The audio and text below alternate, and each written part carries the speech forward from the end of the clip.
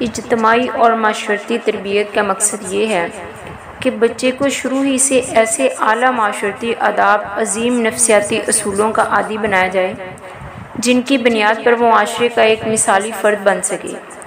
اس سلسلے میں سب سے پہلے اس میں تقویٰ پیدا کیا جائے۔ تقویٰ کا مطلب ہے کہ بچہ اللہ کو خالق و مالک جانے، اس کا خوف اس کے دل میں ہو، اس کے عذاب سے ڈرے، اس سے معافی کی امید رکھے۔ اسکالرز نے تقویٰ کی تعریف یہ بیان کی ہے کہ اللہ تعالیٰ انسان کو اس جگہ نہ دیکھے جہاں سے اس نے اسے منع کیا ہے، اور وہاں سے غائب نہ ہو جہاں حاضر ہونے کا حکم دیا ہے۔ بعض اسکالرز نے تقویٰ کی تعریف یہ بیان کی ہے کہ اچھے اعمال کر کے اللہ کے عذاب سے بچنا اور ظاہر اور باطن میں اللہ تعالیٰ سے خوف کھانا۔ اسی لیے قرآن کریم نے بہت سی آیات میں تقویٰ کی فضیلت کا ذکر کیا ہے اور تقویٰ اختیار کرنے کا حکم دیا ہے۔ تقویٰ کے بعد اخوت کا نمبر آتا ہے۔ اللہ تعالیٰ سورہ حجرات میں فرماتے ہیں انما المؤمنون اخوۃ، بے شک مومن آپس میں بھائی بھائی ہیں۔ سیدنا عبداللہ بن عمر رضی اللہ عنہما روایت کرتے ہیں، نبی کریم صلی اللہ علیہ وسلم نے فرمایا المسلم اخو المسلم، مسلمان مسلمان کا بھائی ہے۔ سیدنا انس رضی اللہ عنہ بیان کرتے ہیں، نبی کریم صلی اللہ علیہ وسلم نے فرمایا لا یؤمن احدکم حتی یحب لاخیہ ما یحب لنفسہ، تم میں سے کوئی بھی شخص اس وقت تک کامل ایماندار نہیں ہو سکتا جب تک کہ اپنے مسلمان بھائی کے لیے وہ چیز پسند نہ کرے جو اپنے لیے پسند کرتا ہے۔ یہ ہے اخوت۔ اس سے اسلامی معاشرے میں ایسی خوشگوار فضا قائم ہوتی ہے کہ غیر مسلم قومیں بھی اس کی مثال پیش نہیں کر سکتی۔ مطلب یہ کہ اپنی اولاد میں اخوت کے جذبات پیدا کیے جائیں۔ سیدنا عمر رضی اللہ عنہ کے زمانے میں قحط پڑا، انہی دنوں سیدنا عثمان رضی اللہ عنہ کے غلے کے اونٹ آئے۔ تاجروں نے اس غلے کو مہنگے داموں خریدنا چاہا، لیکن سیدنا عثمان رضی اللہ عنہ نے اس غلے کو مسلمانوں میں تقسیم کر دیا۔ ایسی اخوت کے جذبات بچوں میں پیدا کیے جائیں، پیار محبت کا برتاؤ ہی سکھایا جائے۔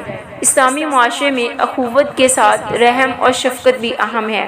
سیدنا عبداللہ بن عمر رضی اللہ عنہ سے روایت ہے، نبی کریم صلی اللہ علیہ وسلم نے فرمایا الراحمون یرحمہم الرحمن ارحموا من فی الارض یرحمکم من فی السماء، رحم کرنے والوں پر رحمان رحم کرتا ہے، تم زمین والوں پر رحم کرو، آسمان والا تم پر رحم کرے۔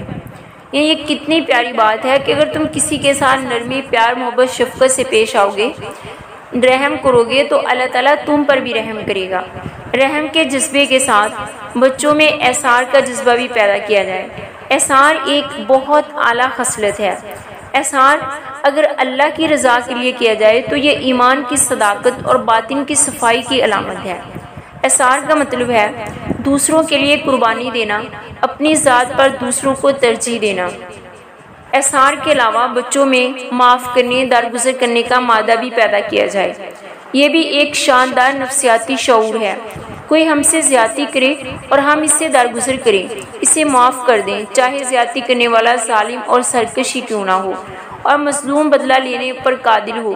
ایسا کرنا تقویٰ کے سب سے زیادہ قریب ہے، جیسا کہ فرمان الہی ہے وَأَن تَعْفُوا أَقْرَبُ لِلتَّقْوَىٰ وَلَا تَنْسَوُا الْفَضْلَ بَيْنَكُمْ، تمہارا معاف کر دینا تقویٰ کے بہت نزدیک ہے، آپس کی فضیلت اور بزرگی کو فراموش نہ کرو۔